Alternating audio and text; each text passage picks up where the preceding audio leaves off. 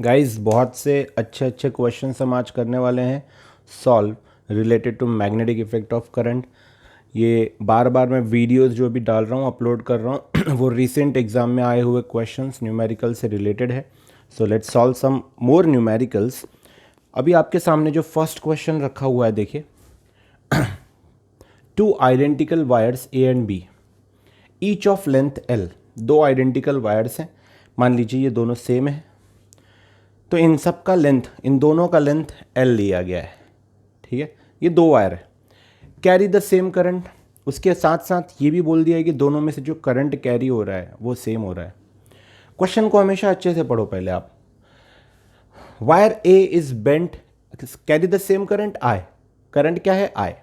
Wire A is bent into circle. मान लीजिए ये ए है, इसको मैं सर्कल में बेंड कर देता हूँ, इस वायर को सर्कल में बेंड कर रहा हूँ। ठीक है, while of radius r, circle of radius r, and wire B is bent to form a square of side A, a square of side A।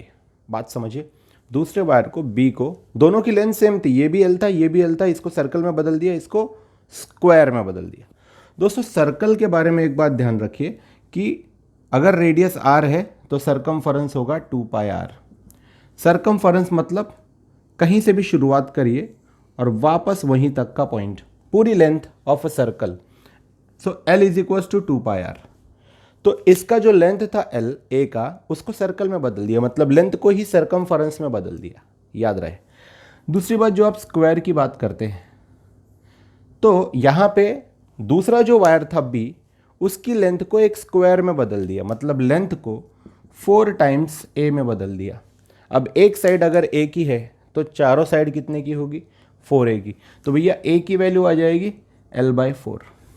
शायद ये आप समझ गए हो। ठीक है, क्वेश्चन में आगे बढ़ते हैं, फिर देखते हैं क्या करना है हमको। ये तो बेसिक था।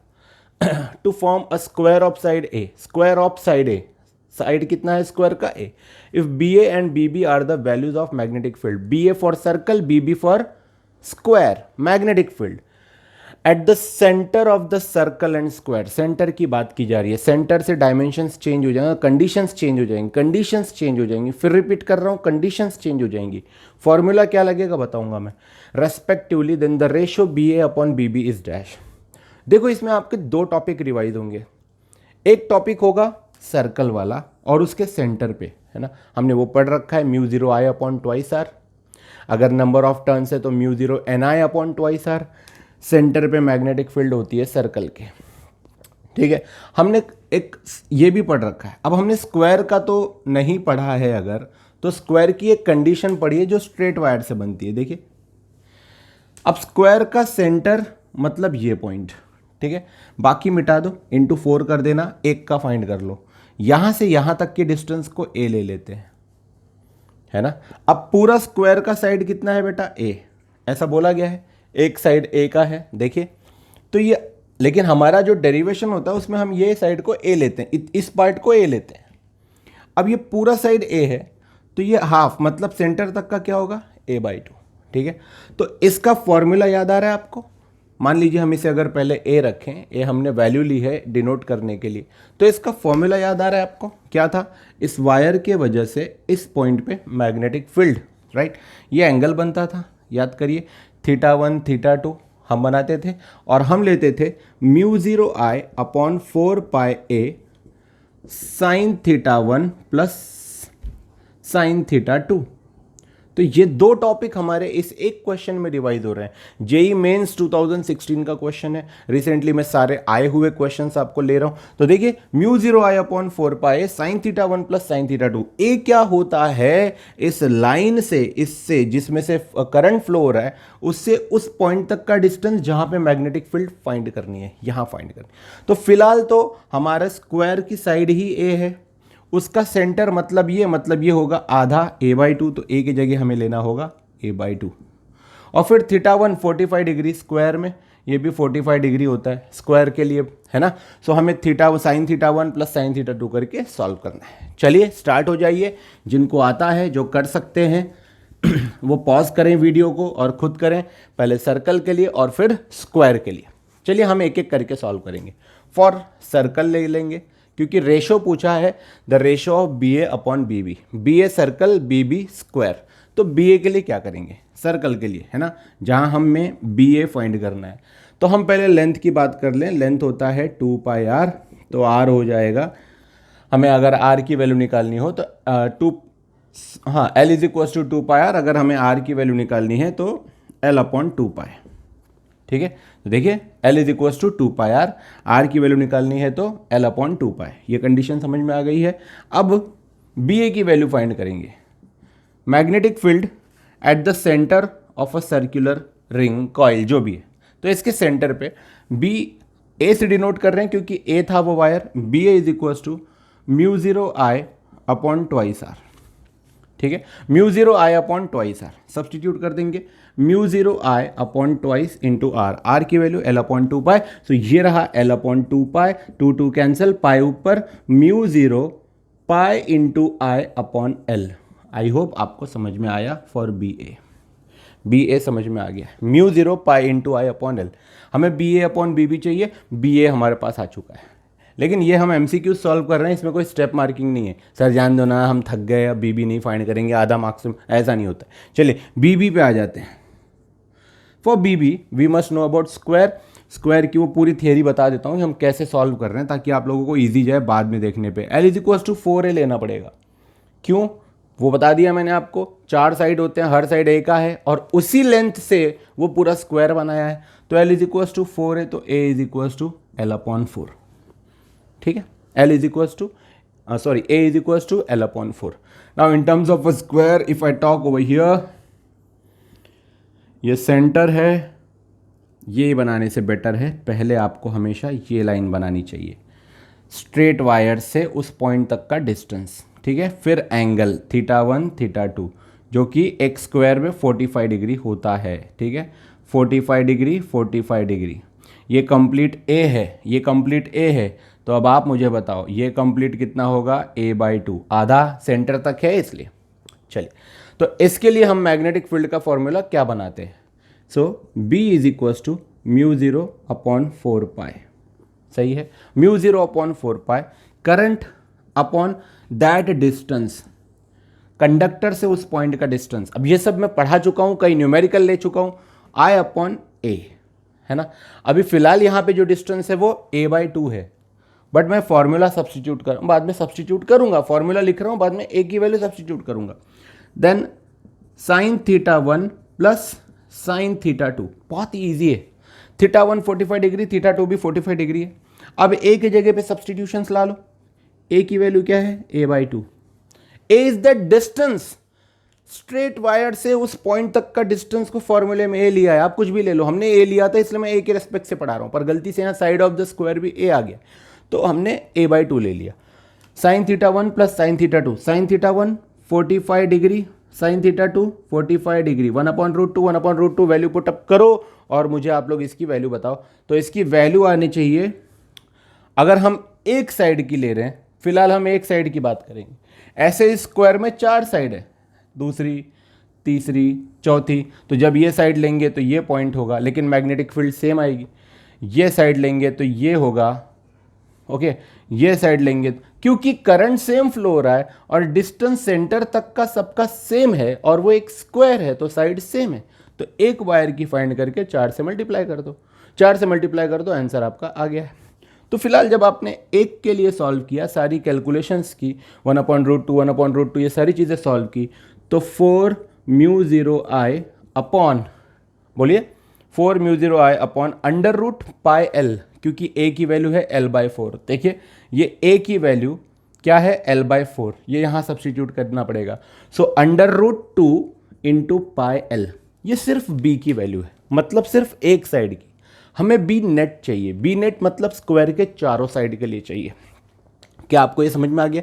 बहुत ही अच्छे सवाल हैं, बहुत सारी प्रैक्टिस करेंगे, अच्छे से सारा रिवीजन कर लेंगे, एक के बाद एक सारे डेरिवेशन टॉपिक लिख लेंगे, फॉर्मूले को हाईलाइट कर लेंगे, उसे पढ़ के फिर न्यूमेरिकल्स पे जाएंगे तो आपको इजी लगेगा। कभी ये पढ़ रहे हो, कभी वो पढ़ रहे हो, कोई टाइम टेबल नहीं है, शेड्यूल नहीं है, समझ सब रहा है, लेकिन फिर भी पता नहीं है क्वेश्चन कैसे सॉल्व करना है, तो वो तो गलती है भाई। सो बी नेट ना व्हाट अबाउट बी नेट?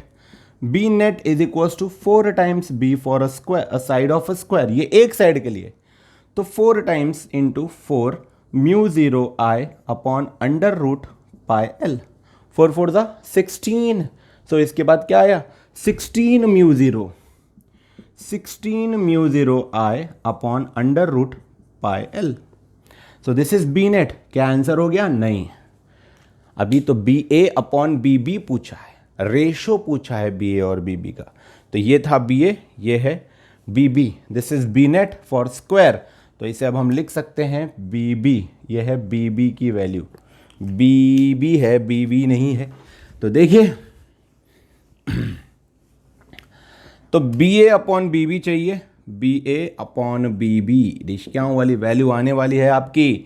तो this is mu 0 pi i upon l whole upon 16 mu 0 I upon root 2 pi l, जिसे कि आपको अब सॉल्व करना है। ये पूरा सॉल्व करने के बाद में आपकी एक वैल्यू आएगी, वही आपका ऑप्शन होगा। 4 ऑप्शन मैंने दे रखे हैं, चारों में से this one is correct, pi square upon 8 root 2, solve कर लेना और आंसर निकाल लेना, pi square upon 8 root 2। Students, हर दिन आप नया शुरू कर सकते हो। मेरा एक ही एडवाइस सभी के लिए है कि जिनको पढ़ाने के बाद समझता है बट क्वेश्चन कैसे सॉल्व करना वो नहीं पता, वो सेल्फ अटेम्प्ट करके देखा करो कैसे करना है। और सबसे पहले अपने खुद के फिर से नोट्स बनाओ, 2 दिन लगेगा, जल्दी उठो और नोट्स बना लो। सारा रिवीजन डेरिवेशन का पहले कर लो, एक के बाद एक लिख लो, भले वो 20 डेरिवेशन क्यों ना हो, and then go with the numericals. Numerical is easy part, पहले कंसेप्ट को समझो, ठीक है। देखिए सर्कल और स्क्वायर पढ़ रखा है और वही बार बार अप्लाई हो रहा है, तो that's the final answer, pi square upon 8 root 2। Note it down, read it, go through it. I am going for the next question. Okay, ये नेक्स्ट क्वेश्चन है, इसे नोट कर लीजिए और पॉज करके ट्राई करिए कि आप क्या सॉल्व कर सकते हैं। इस क्वेश्चन को सॉल्व करने के लिए आपके वेक्टर की अंडरस्टैंडिंग अच्छी होनी चाहिए। अगर आपके वेक्टर्स की अंडरस्टैंडिंग अच्छी है तो आप डायरेक्शन समझ जाएंगे, ठीक है। चलिए मैं क्वेश्चन को डिक्टेट करता हूँ और क्वेश्चन एंड डायग्राम का कोरिलेशन आपको समझाने की कोशिश करता हूँ। जेई मेंस 2014 का क्वेश्चन है, फिर से रिसेंट एग्ज़ाम का क्वेश्चन है। आपको जेई मेंस के बारे में एक बात बता दूं, पिछले 10-15 साल के अगर आप क्वेश्चन कर लेते हैं, 10-12 साल के, तो आप 30% लगभग क्वेश्चन सिमिलरली रिपीटेड पाएंगे। ना रिपीटेड पाएंगे, वैल्यूज़ चेंज, कंडीशन वही होगी, थोड़ा बहुत डिफरेंस आपको मिलेगा बस, पर सेम तरीके से सॉल्व करना होगा, ठीक है। चलिए देखते हैं। A conductor lies along the Z axis, एक कंडक्टर है जो जेड एक्सिस पे रखा गया है, बहुत ध्यान से देखना, मतलब इसे जेड एक्सिस बोला है इन्होंने। देख लो डायग्राम में आपको दिख रहा होगा कि यहाँ उन्होंने इसे जेड एक्सिस लिया है। जेड एक्स और वाई एक दूसरे को म्यूचुअली परपेंडिकुलर होते हैं। Lies along z axis, done, okay. Where -1.5 is less than equal to z which is less than equal to 1.5, मतलब वो -1.5 से शुरू होकर 1.5 तक गया है। वो कंडक्टर -1.5 से शुरू होकर 1.5 तक गया है, जेड एक्सिस से छोटा है। देखिए -1.5 से 1.5 तक गया, मतलब क्या होता है, -1.5 से 1.5 तक की दूरी कितनी होती है, बीच में होता है 0, तो ये टोटल जो दूरी होती है 3 की, समझ गए आप, 3 मीटर। सो इसकी जो लेंथ हुई कंडक्टर की, इस कंडीशन से लेंथ दे रखी है आपको, नोट इट, इसे आप ध्यान रखें। तो -1.5 से, एक्सक्यूज मी, -1.5 से +1.5 तक की जब भी वैल्यू आएगी तो आपको लेंथ की वैल्यू दे रखी है वहां पे, देख लीजिए कंडक्टर की, -1.5 से +1.5 कितना हो जाएगा, 3 मीटर। तो आपको यहाँ लेंथ मिल चुका है, ठीक है, मैं बाद में यूज करूंगा। आगे दिया है carries a fixed current of 10 ampere, इसमें से जो करंट जा रहा है वो 10 एम्पियर है, तो लेंथ आई की वैल्यू हो गई 10, ठीक है, एल की वैल्यू हो गई 3। आगे दिया है इन ए -AZ डायरेक्शन, तो करंट नेगेटिव Z डायरेक्शन में जा रहा है, आप समझ रहे हैं, ठीक है। For a for a field bar B is equal to, अब बार बी की वैल्यू देख लीजिए कैसी दे रखी है। यही वैल्यू को देख के बच्चे क्वेश्चन छोड़ देते हैं, या जहां यूनिट वेक्टर वगैरह दिखा छोड़ देते। हम इसे सॉल्व करेंगे। Bar B is equal to 3 into 10 to the power -4 e to the power minus, ये exponential e to the power -0.2 x, उसके साथ में unit vector a y tesla. अब ये क्या कहना चाह रहा है, देखिए मैं यहां लिख देता हूं अलग से, 3 into 10 to the power -4 e to the power -0.2 x unit vector a y tesla. इसका ये मतलब है दोस्तों कि मैग्नेटिक फील्ड वाई एक्सिस के डायरेक्शन में है। ये आप देखो, ये वाई एक्सिस यहां लिखा हुआ है। एक्चुअली वाई एक्सिस बोर्ड पे आपको टेढ़ा दिख रहा है, बट ऐसा है, ये जेड है, जेड है, ये वाई, मैग्नेटिक फील्ड ऐसे जा रही है। समझ रहे हैं आप मेरी बात को? बाहर की तरफ है मैग्नेटिक फील्ड, देखो ये बाहर की तरफ मैग्नेटिक फील्ड आ रही है, ये पूरा वाई एक्सिस है, ये बाहर की तरफ आ रहा है magnetic field. Current a z direction में, नेगेटिव डायरेक्शन में जा रहा है, और मैग्नेटिक फील्ड पूरा बाहर की तरफ आ रहा है। एक्स एक्सिस कहाँ है? ये है एक्स एक्सिस, ये है एक्स एक्सिस। तो शायद अब आप समझ गए हो। ठीक है, आगे दिया हुआ है find the power. Now power required, power is equal to work done upon time taken to move the conductor at constant speed. Speed को चेंज नहीं किया गया। टू मतलब कहां मूव करना है वो पहले दिया है, 2 x is equal to 2 metre, comma y is equal to 0 metre. मतलब वाई डायरेक्शन में नहीं मूव हो रहा है, वाई इज इक्वल टू 0 दे दिया है भाई, वो वाई डायरेक्शन में मूव नहीं हो रहा, वो एक्स में मूव हो रहा है। ठीक है, तो देख लिए एक्स इज इक्वल टू 2, मतलब पहली पोजीशन ये है, इसे यहां से यहां तक मूव करते हुए लाना है 2 तक, तो 0 से 2 तक मूव करते हुए लाना है। जब कोऑर्डिनेट आपको दे रखा है, देखिए एक्स कोऑर्डिनेट वाई कोऑर्डिनेट, 0 से 2 तक मूव करते हुए लाना है आपको। लोअर लिमिट 0 से, अपर लिमिट 2 तक, इंटीग्रेशन लगेगा लोअर से अपर। शायद आप क्वेश्चन को समझ गए हैं। अब मैं आपको बता देता हूं, देखिए ये जेड एक्सिस पे कंडक्टर है, एक्स पे मूव करना है, वाई पे मैग्नेटिक फील्ड है। यही है क्वेश्चन का मतलब। इसे रीड कर लीजिए, समझ लीजिए। अब हम आगे बढ़ते हैं, इसे हम सॉल्व कर लेंगे। ठीक है, I think it's clear for you. समझ गए हैं आप कि कैसे कौन सी वैल्यू सॉल्व करनी है। आपको यहाँ पे करंट दे रखा है, करंट दे रखा है 10 एम्पियर, लेंथ -1.5 से +1.5 मतलब 3 metre, 10 ampere 3 metre. Magnetic field आपको ऊपर दे रखी है 3 into 10 to the power -4 e to the power -0.2 x unit vector a y tesla. ये डायरेक्शन बता रहा है उसका, तो कंफ्यूजन नहीं होना चाहिए। Find the power required. Now power is equals to work done upon time taken. Okay, work is equals to force into displacement, तो that is F into d x. Sir D x कहाँ से आया? Sir बताएंगे 2 minute. मान के चलते हैं कि इसे हमने थोड़ा सा डिस्प्लेस किया, मैं इसे मिटा देता हूं, यहां तक हम लेकर आए, तो इसके इस पॉइंट और इस पॉइंट के बीच का जो लेंथ है वो है dx। समझ गए आप मेरी बात को? हमने इसको इतना डिस्प्लेस किया, तो हमने जब डिस्प्लेस किया तो हमने फोर्स लगाया है ना, और यूनिफॉर्मली मूव कराना है तो फोर्स भी यूनिफॉर्म लगता चला जाएगा। ठीक है, एक स्ट्रेट कंडक्टर में जब मैग्नेटिक फील्ड ऐसे हो तो मैग्नेटिक फील्ड किस फॉर्मूले से दी जाती है? ILB साइन थीटा, या बिल वाला फॉर्मूला याद करिए, BIL साइन थीटा। याद आया आपको? हमें वही फॉर्मूला यहाँ पे यूज़ करना है। तो हम छोटी छोटी डिस्प्लेसमेंट करते जा रहे हैं, और छोटे छोटे डिस्प्लेसमेंट को जब लोअर लिमिट अपर लिमिट लगा के इंटीग्रेशन कर देंगे तो हमें कंप्लीट वैल्यू मिल जाती है।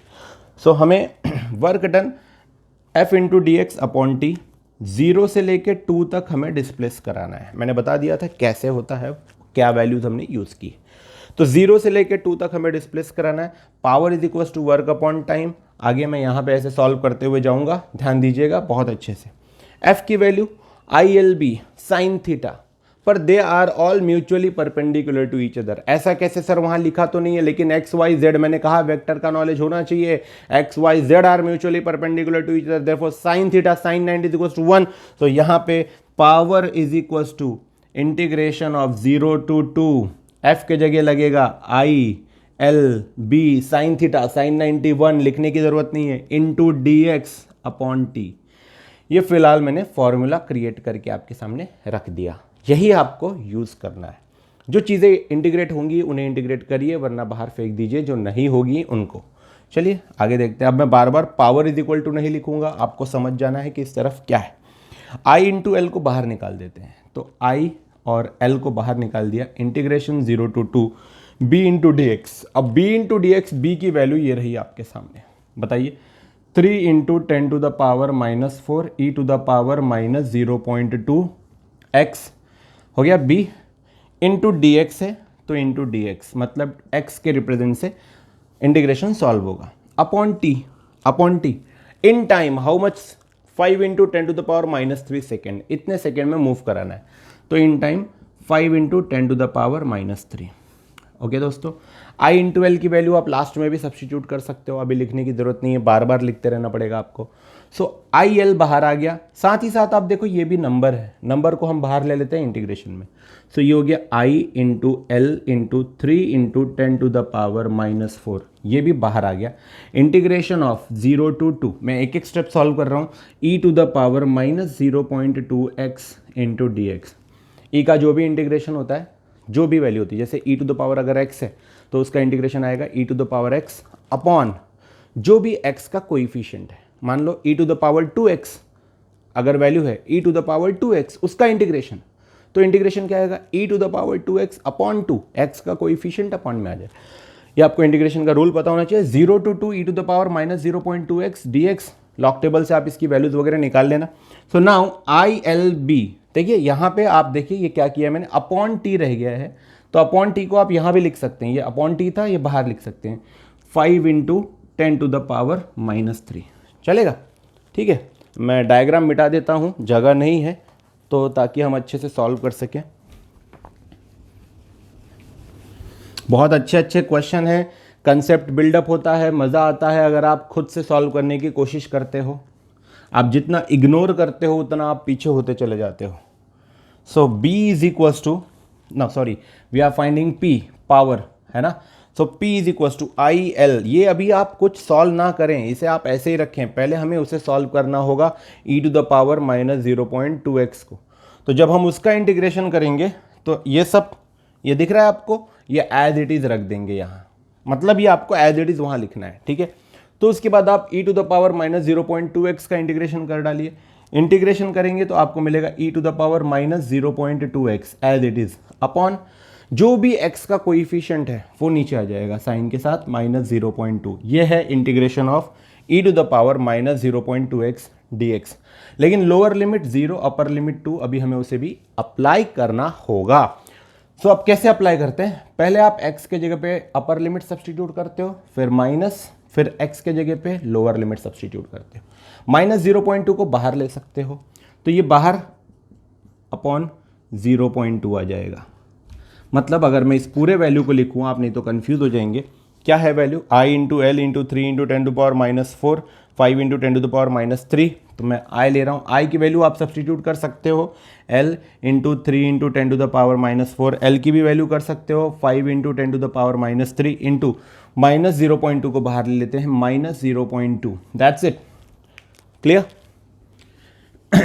अब आप x के जगह पे अपर लिमिट, फिर x के जगह पे लोअर लिमिट, जब आप ऐसे सॉल्व कर सकते हो, एक एक स्टेप सॉल्व करवा रहा हूँ दोस्तों मैं आप लोगों को। तो e इज इक्वल्स टू क्या आएगा, सॉरी e की value -0.2 into x, x is 2, तो 0.2 इंटू 2 कितना हो जाएगा, 0.4, तो ये आ जाएगा -0.4 माइनस। अब आप e to the power x की जगह पे क्या लेंगे, 0, है ना, लोअर लिमिट लगाएंगे आप, माइनस लोअर लिमिट। तो जब आप 0 लगा देंगे तो e to the power -0.2 into 0, 0.2 into 0 0, minus of 0 0, और एनीथिंग टू द पावर 0 1, किसी की भी पावर में 0। यहाँ क्या बचेगा, यहाँ बचेगा e to the power 0, but e to the power 0 is equal to how much, 1, सो आप यहाँ ले लेंगे 1। Is it clear right now, ठीक है, वहाँ तक हम सॉल्व कर चुके हैं। I am using this again, ये सेक्शन यूज कर रहा हूँ। धीरे धीरे सॉल्व कर रहे हैं हम, इसे देखिए और सॉल्व करते रहिए। सो जब आप इसको सॉल्व कर लेते हो, अब आप आई की वैल्यू सब्स्टिट्यूट कर दोगे दोस्तों, 10 एम्पियर दे रखी है, 10 एम्पियर इंटू लेंथ की वैल्यू दे रखी है 3 मीटर। मैंने आपको बताया था जादुई आंकड़ा कैसे हमने 3 मीटर फाइंड किया था, -1.5 से +1.5 तक, 3 इंटू, उसके बाद हमने 3 इंटू 10 टू द पावर -3 को इंटीग्रेशन से बाहर लिया था, upon 5 into 10 to the power -3 into -0.2। Yes, तो जब आप e to the power minus 0.4 की वैल्यू निकालते हो, इट इज़ 0.670। यस, तो e to the power minus 0.4 की वैल्यू होती है 0.670। 67 ले लो आप, 0.670 ले लो, -1 कर दो, तो इसे आपको सब्ट्रैक्ट करना है।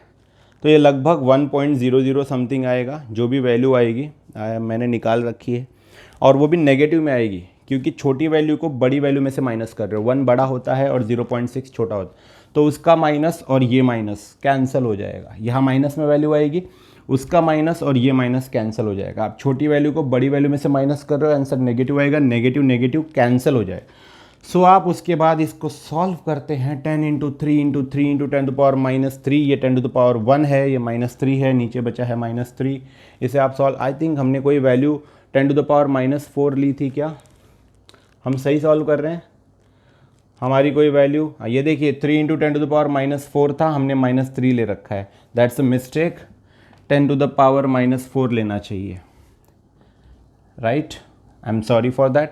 ताकि 10 टू द पावर 1 है, 1 मुझे इसलिए ये क्लिक हुआ अभी क्योंकि 1 और -4 -3, राइट? और नीचे 10 टू द पावर -3 वो कैंसिल हो रहा था। सो -4 -3 हमारे क्वेश्चन में भी देखिए 10 टू द पावर -4 दे रखा है। ओके, तो 10 टू द पावर -3 और ऊपर भी 10 टू द पावर -3 कैंसिल हो जाएगा, ऊपर बचेगा 9। इनका जो भी कैलकुलेशन आएगा उससे मल्टीप्लाई करना है, डिवाइड बाय ये नंबर करना है, ठीक है? तो आपका जो फाइनल आंसर आएगा दोस्तों, वो आएगा लगभग 14.83 into 10 to the power -3 upon 5 into 10 to the power -3, जिसे आप सॉल्व करेंगे और you will get the answer 2.97 watt, and this is the final answer 2.97 watt. जल्दी, ये है हमारा पावर। सॉल्व कर लीजिए, दोबारा देख लीजिए, जो क्वेश्चन थोड़ा प्रॉब्लम देता है दोबारा देखना चाहिए। Solve it once again. चलिए, सवालों के सिलसिले को आगे बढ़ाते हैं, अगला सवाल सॉल्व करते हैं। बने रहिए, क्वेश्चन छोड़ के, वीडियो छोड़ के जाइए मत, पूरा ऑब्जर्व करिए। और आप एक बात याद रखिए, कन्फ्यूजन से आपको बिल्कुल डरना नहीं है, उससे आपको सॉल्व करना है। आप प्लीज़ अपनी सारी गलतियां, सारे डाउट्स को फॉलो अप कीजिए, खुद से बात करिए, मिरर के सामने खड़े रह के निकालिए कि आपकी गलती क्या है, कहाँ मिस हो रहा है, क्या गलतियां कर रहे हैं आप, क्या आपने कुछ टॉपिक्स इग्नोर किए हैं, उनको फिर से कवर अप करिए, लिखिए। टेंशन लेने से कुछ नहीं होगा। You will have to solve it, you will have to solve it, anyhow you will have to solve it. Begin from once again, एक बार फिर से शुरुआत करो। चलिए, क्वेश्चन देखिए, long straight wire of radius a, wire of radius a, ये कैसा सवाल हुआ? वायर ऑफ रेडियस ए कैसा हुआ? वायर का लेंथ होना चाहिए, इसका मतलब ये सिलेंडर की बात की जा रही है। ओके, अगर ये वायर है तो इसका एक सर्कुलर क्रॉस सेक्शन एरिया भी है, जिसका क्या होगा? रेडियस। सिलेंडर कई छोटे छोटे सर्कल्स को बना मिला के ही बनता है, तो हम उसी की बात कर रहे हैं दोस्तों। देखो, ओके, स्ट्रेट वायर है, वायर है, अंदर से भरा हुआ है, मतलब सॉलिड सिलेंडर टाइप है। The current is uniformly distributed across cross section, uniformly distributed, अंदर ही अंदर पूरा डिस्ट्रीब्यूटेड है, मतलब अंदर से ये भरा हुआ है। The ratio of the magnetic field, हमें मैग्नेटिक फील्ड पूछा है, at a/2 and twice a, at a/2 and twice a, does it makes any kind of sense? Yes, it will make. Let me draw the diagram. ये है वो cylinder जिसका radius है बेटा a, जिसका radius a है। मान लीजिए ये सिलेंडर है, ओके, जिसका रेडियस है a, ये उसकी, ये पूरी एक्सिस है, ओके, ये है a, हम ये एक्सिस बना लेते हैं, ये है a। हमें एक पॉइंट लेना है जो कि a/2 के डिस्टेंस पे, ये पूरी वैल्यू कितनी है? a है, तो एक पॉइंट लेना है जो कि a/2 के डिस्टेंस पे, मान लेते हैं उसे कैपिटल A, और जिसका डिस्टेंस ले लेते हैं a/2। हमें पहले इस पे मैग्नेटिक फील्ड फाइंड करनी है, मतलब हमें BA फाइंड करना है। क्या फाइंड करना है? BA। दूसरा उन्होंने बोला है एट a/2 एंड ट्वाइस ए, मतलब दूसरी जो मैग्नेटिक फील्ड है वो ट्वाइस ए पे, ये रहा A, इससे भी दूर, मतलब यहाँ लगभग पॉइंट B पे, जिसका टोटल डिस्टेंस कितना होगा? ट्वाइस ए। क्या आप क्वेश्चन समझ पाए? सिलेंडर का रेडियस दिया हुआ A, हमें a/2 पे और ट्वाइस ए पे मैग्नेटिक फील्ड फाइंड करनी है। मतलब एक इनसाइड पॉइंट का मैग्नेटिक फील्ड का फॉर्मूला लगाना पड़ेगा, एक आउटसाइड का मैग्नेटिक फील्ड का फॉर्मूला लगाना पड़ेगा। वो जो डिस्टेंस होती है मैग्नेटिक फील्ड के फॉर्मूले में वो एक्स से रिप्रेजेंट की जाती है। क्या, किससे? एक्स से रिप्रेजेंट की जाती है। तो यहाँ x is equals to twice a होगा और यहाँ x is equals to a/2 होगा। बी इनसाइड का फॉर्मूला याद करिए, magnetic field for a point inside a solid cylinder, inside a solid cylinder. Go to the topic, revise it. You will find it is mu0 I x. x क्या है? वो distance जहाँ तक का आपको फाइंड करना है। mu0 I x upon 2 pi into radius का स्क्वायर, सिलेंडर का जो भी रेडियस होगा। मे बी आपके डेरिवेशन में आपके जो आपने पढ़ा है वहाँ r लिया हो, तो रेडियस का स्क्वायर, इसलिए मैं जो बोल रहा हूँ उसे क्लियर रखें। 2 पाई ए स्क्वायर, हमने रेडियस ए लिया है, क्वेश्चन में ए दिया है इसलिए मैंने रेडियस ए ले लिया है, 2 पाई ए स्क्वायर। ओके, तो जब आप इसमें मैग्नेटिक फील्ड में सब्सटीट्यूट करते हो, एक्स की वैल्यू देखो क्या है, a/2 फॉर पॉइंट ए मैं बता रहा हूँ, तो B A is equals to क्या होगी एक्स की वैल्यू, बता दीजिए मुझे, mu0 I a/2 whole upon 2 pi a square. Keep it as it is. This is BA. We are going for BB. B outside. अब जो B पॉइंट है वो आउटसाइड द, मतलब सिलेंडर के आउटसाइड है। उसके लिए जो हमारा फॉर्मूला बनता है वो बनता है mu0 I upon 2 pi x. Now again x क्या है? डिस्टेंस। अगेन एक्स क्या है? डिस्टेंस। तो 2 पाई एक्स, ठीक है। तो देख लो, ये है सिलेंडर के लिए दो कंडीशंस, बी ए और बी बी। 2 पाई एक्स में फॉर्मूला अगर आप पुट करते हो तो बी बी क्या आएगा? बी बी आएगा mu0 I upon 2 pi x की वैल्यू ट्वाइस है, तो एक्स की वैल्यू ट्वाइस है ना। बहुत ही आसान तरीके से है भाई, सब बेसिक सारे फॉर्मूलेस पे डिपेंड करता है। समय तो देना पड़ेगा, बिना उसके नहीं हो सकता। ये मत सोचो कि क्वेश्चन कर लिया तो हो गया सब, रिवीजन करना हो। बी ए अपॉन बी बी करिए, बी ए अपॉन बी बी, चलिए बी ए अपॉन बी बी सब्सटीट्यूट कर लीजिए। सो ये हो जाएगा mu0 I a/2 whole upon twice pi a square whole upon B B की वैल्यू है mu0 I upon twice pi into 2a। सारी चीज़ें कैंसल आउट और सॉल्व करने के बाद में आपको आंसर मिलना चाहिए 1, आपको आंसर मिलना चाहिए 1। चलिए 2007 का क्वेश्चन, AIEEE मीन्स जेई जैसा लेवल। सो सॉल्व कर लीजिए इनको जल्दी जल्दी।